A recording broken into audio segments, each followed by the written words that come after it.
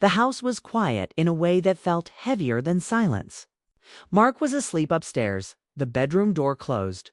His steady breathing separated from the rest of the house like a locked room Emily was no longer invited into. Downstairs, the lights were dim, and the soft hum of the refrigerator was the only sound keeping her company.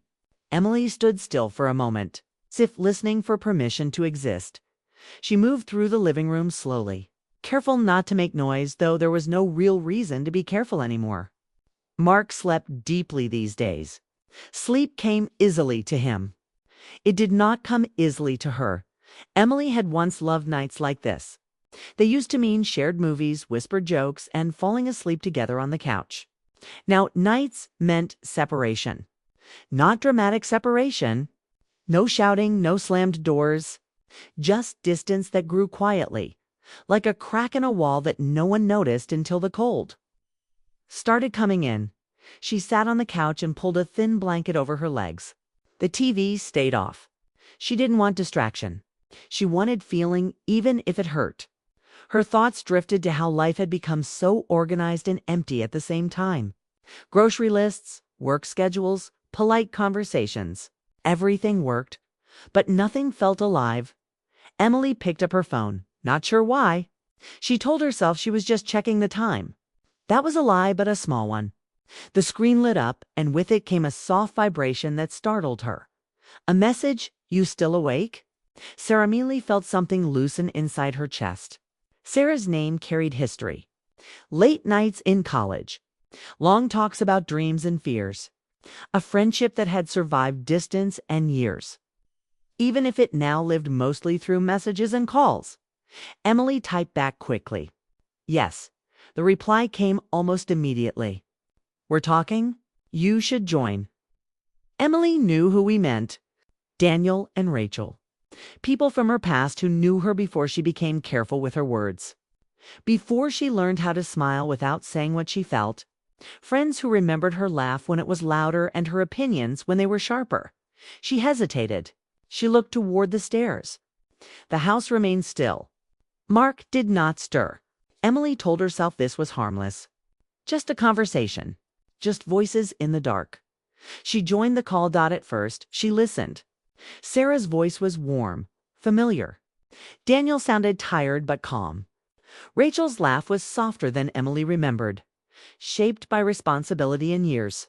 They spoke over each other at first, excited, surprised to all be together again. The conversation moved fast, jumping from small talk to memories without warning. Old road trips, shared apartments, moments that had once felt ordinary but now felt precious. Emily smiled without realizing it. Her shoulders relaxed. She leaned back into the couch as if the room itself had become kinder. Daniel talked about his recent divorce. He didn't sound bitter, just honest. He spoke about how silence had filled his house after his wife left, how quiet could feel like a judgment. Emily understood that feeling more than she wanted to admit. Rachel spoke next. She talked about raising her daughter alone, about being strong even when she didn't feel strong, about learning how to keep hope alive in small ways. Her voice carried weight, but also light. Sarah listened as she always did. She asked questions that mattered. She remembered details. She made space. Emily finally spoke. At first, her words came slowly, like she was testing the ground. She talked about work, about being tired, about how time seemed to move faster now. She did not mention Mark. Not yet. No one pushed. No one demanded more. The call flowed easily, like a river that had been waiting for rain. Emily felt present, not distracted, not numb. She felt like herself, or at least like someone she recognized. She glanced again toward the staircase. Mark remained asleep, unaware that his wife was downstairs finding pieces of herself in familiar voices. Emily felt a pinch of guilt, but it faded quickly. She wasn't doing anything wrong. She was talking. She was listening. She was alive. The conversation shifted to dreams they once shared. Daniel talked about wanting to write again. Rachel admitted she still believed in love, even after everything. Sarah said she was tired of being brave all the time. Emily listened closely. Each word landed gently but firmly. She realized how long it had been since anyone had spoken to her without expecting her to be fine. When the call finally ended, the silence returned, but it felt different now, softer, less sharp. Emily stared at the dark screen of her phone, feeling a strange mix of comfort and unease. She stood and walked to the kitchen, pouring herself a glass of water. Her reflection in the window surprised her. She looked older than she felt, but also more awake than she had been in months.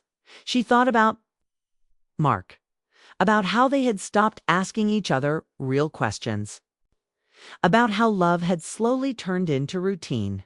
She didn't blame him. She didn't blame herself. She just felt the weight of something unfinished. Emily returned to the couch and sat quietly. The house wrapped around her again, but this time it didn't feel like a cage. It felt like a pause. Upstairs, Mark slept peacefully, unaware of the quiet shift happening below. Downstairs, Emily understood something clearly for the first time in a long while. Loneliness did not always come from being alone. Sometimes it came from being unseen. And sometimes being seen started with a simple message in the dark. The night moved forward, steady and calm. Emily closed her eyes, not to sleep, but to think. She knew this was only the beginning. Something had been awakened. Not desire, not betrayal, but awareness. And awareness, she knew, could change everything. The sunlight came slowly through the blinds, spreading soft stripes across the kitchen floor. Emily sat at the table, sipping her coffee, watching the light shift and bend around the corners of the room. Mark moved around upstairs, making quiet noises that told her he was awake but still not present.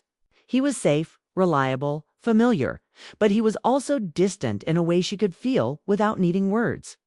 She smiled politely when he kissed her on the cheek before leaving for work. A routine gesture that had become automatic, almost ceremonial. It felt like a habit more than affection. And Emily felt the pull of something else beneath her calm exterior. Her mind wandered back to the previous night. The laughter, the voices, the warmth she had felt on the call. It was not dangerous or improper. It was simply real. For the first time in months, maybe years, she had felt understood and appreciated for herself. She thought about Daniel's quiet honesty, Rachel's soft strength, and Sarah's attentive presence. Each of them had reminded her that life could be richer than the schedules, the chores, the polite silences that had filled her marriage. Throughout the day, Emily felt a strange, restless energy. She went through her routine mechanically answering emails, tidying the house, preparing lunch, but her mind returned constantly to the night before. She replayed conversations in her head, analyzed words and pauses, and remembered the comfort of hearing her own thoughts reflected back by someone who truly listened. It was not romantic longing, not in the sense of anything physical. It was longing for connection, for recognition, for being alive in someone else's awareness. She realized she had been starving for that kind of attention. It was a hunger she had never fully acknowledged. When her phone buzzed in the afternoon, she didn't hesitate this time. The messages were simple, short, and unassuming. Daniel wrote about how much it had meant to hear from her. Rachel mentioned that she had smiled more that night than she had in a long while. Sarah sent a small heart emoji, a gesture so gentle it made Emily's chest feel warm. She paused before responding, considering what it meant to feel seen without judgment. To have her emotions met without explanation or apology. She wrote back slowly, carefully, with honesty and clarity. Not needing to hide the way she felt inside, the evening came, and with it the familiar quiet of the house. Mark returned from work and immediately moved into the same predictable rhythms that had become their shared life. Shoes in the same place, dinner preparations, casual conversation. Emily participated politely, offering smiles and small talk. But under the surface, her mind was elsewhere. Replaying the voices and laughter from last night's call, the warmth of connection that lingered like a hidden current. She wondered if Mark noticed. Not the conversation, but the change in her. She doubted it. He had never been very perceptive about the small shifts, the things that could quietly alter someone's heart. Later, when Mark fell asleep on the couch halfway through a movie, Emily covered him with a blanket. moving slowly and deliberately so as not to disturb his rest. Watching him sleep, she felt no anger, no resentment, just a quiet sadness, the kind that comes from realizing that love alone is not always enough to sustain intimacy. She thought about their history, the early days when laughter and shared secrets had filled the spaces between them, when small gestures had meant everything. She missed that closeness, the feeling that they were truly present for one another. But time, responsibilities, and unspoken frustrations had built invisible walls between them. Walls she wasn't sure could be dismantled. Sitting alone on the couch, Emily reflected on the meaning of faithfulness. It was more than actions, she realized. It was about honesty, about recognizing your own needs while considering the needs of someone else. She hadn't crossed a line with anyone. She had simply found herself alive in conversation, sharing her thoughts and emotions openly, something she hadn't done in years. She understood that connection could take many forms, and that her emotional awakening didn't mean betrayal. It simply meant she had remembered how to feel, how to speak, and how to be present for herself. The house remained quiet, wrapping around her like a soft cocoon. Emily's thoughts shifted toward the future. She could continue in the comfortable silence, maintaining routines and appearances, or she could confront the gaps in her own life with courage and clarity. She knew she had to make choices, small, deliberate steps toward honesty with herself and with Mark. Perhaps it would start with conversation, asking for time and attention, rediscovering shared interests. Perhaps it would require deeper reflection, writing down her feelings to understand the truths she had buried under years of routine. Emily picked up her notebook and began to write, letting words flow freely, unfiltered, and unjudged. She wrote about her loneliness, her longing for presence, her desire to be truly understood. She wrote about the warmth she felt from her friends' messages, about the comfort of laughter and memories shared, and about the realization that life had more colors than she had allowed herself to see recently. Writing became a form of liberation. It's a way to make sense of her emotions without hurting anyone. A private sanctuary for reflection and clarity. As the night deepened, Emily felt a quiet power within her. She was awake in ways she hadn't been for a long time, attuned to her own needs, desires, and emotions. Mark slept peacefully on the couch, unaware of the inner journey she was undertaking. But Emily felt no guilt. There was no wrongdoing in emotional honesty. She had discovered that being alive in her own heart was a necessary step toward nurturing any relationship, including her marriage. She understood that emotional neglect, not physical absence, was the true void she had been feeling. Time moved slowly, and Emily's writing continued.